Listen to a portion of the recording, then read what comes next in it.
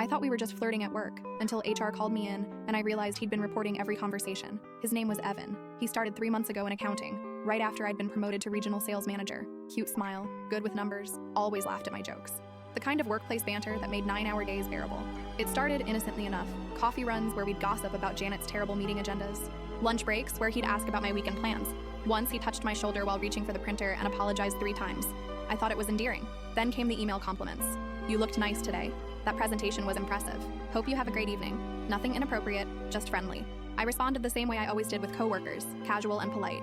When Linda from HR called me into her office on a Thursday morning, I figured it was about my vacation request. Instead, she had a manila folder 3 inches thick sitting on her desk. My stomach dropped before she even opened it.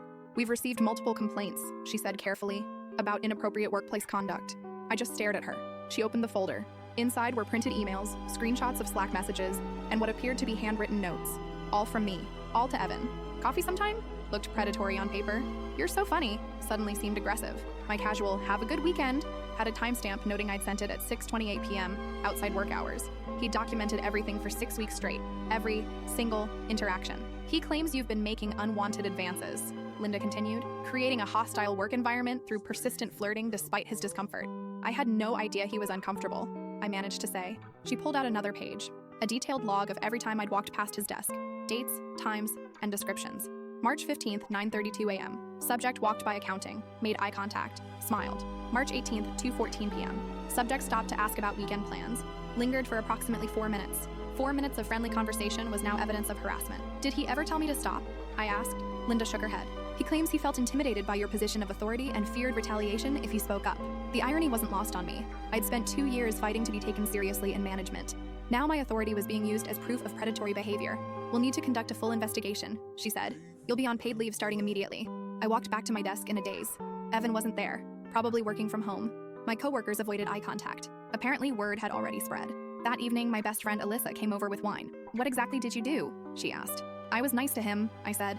I treated him like every other coworker. She poured another glass. Did you ever think maybe that was the problem?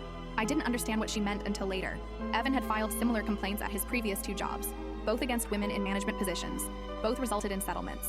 He'd turned workplace friendliness into a pattern of documented victimization. The investigation took 8 weeks. They interviewed everyone, reviewed security footage, analyzed communication patterns. In the end, they found no evidence of harassment, but the damage was done. I returned to whispers and sideways glances.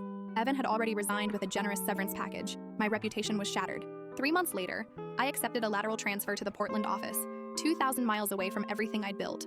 Last week, I heard Evan started a new job in Portland, accounting department. I've already started documenting every interaction I don't have with him, just in case.